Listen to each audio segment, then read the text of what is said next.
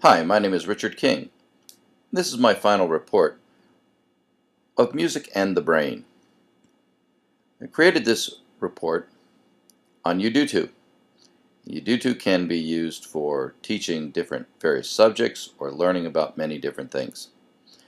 My Udutu report would be accessible for music educators or music students wanting to learn about how music and the brain accesses music and auditory responses and hearing and how music affects learning.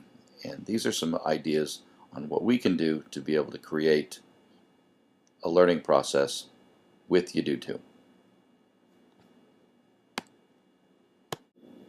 I chose this learning module so that we could give access to music teachers and music students the opportunity to be able to observe different studies that have been made about how the brain reacts to music and the stimuli that music is in an educational setting. The Udutu project can be promoted to fellow students, fellow educators on the Facebook site and can be accessed through Udutu Facebook. So this would be a great opportunity for people that are music educators and students of music education to be able to find out the research that on brain studies and music education and be able to benefit from that within their learning process. I'd like to go on to outline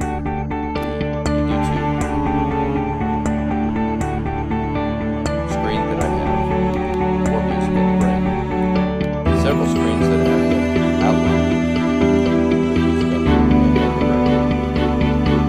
This is the cover page. There are several different pages. Go to click on the images of how we laid out the screen. This is the format in which it was created. Place information that through the research that we found and title it.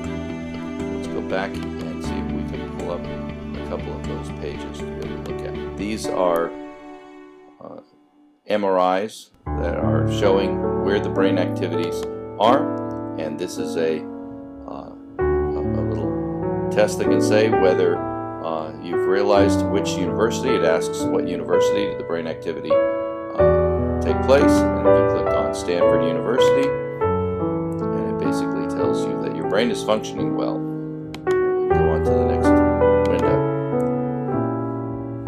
and it asks a little bit more information of what scholarly periodical that the study was reported, and it was reported in the periodical of Neuron,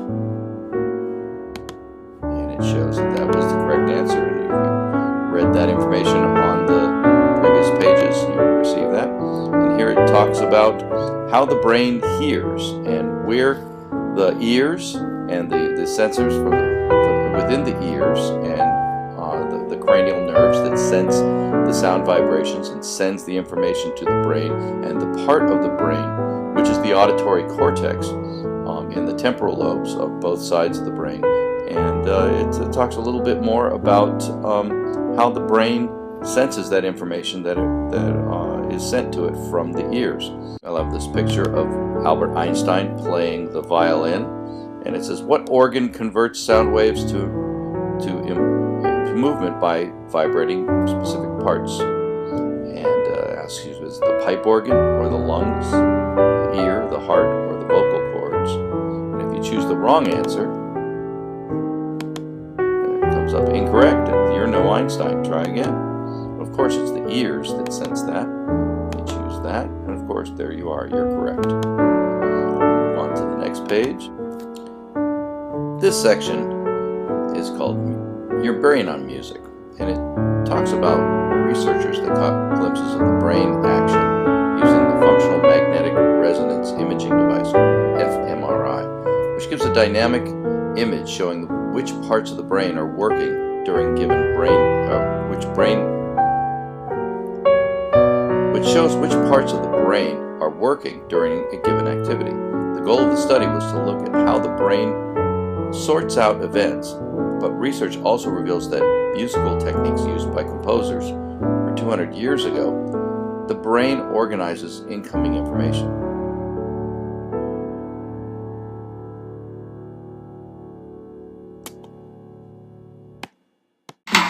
The learning environment for my 7th and 8th grade advanced band is the stage of the multi-use room. So finally, I gave an example of how music brain studies affect music education, and I show examples of how in music education we use all of the senses, the auditory stimuli that goes to the auditory cortex of the brain, and how in music instruction we utilize all of these things that they've been talking about in the brain studies.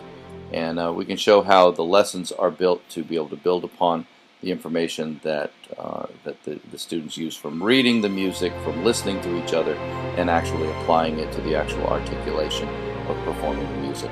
So this is a very beneficial exercise for music educators and for students of music education to be able to utilize. And I felt this lesson using UDO2 and being able to post this through Facebook and be able to share this information with my fellow music educators, very beneficial process.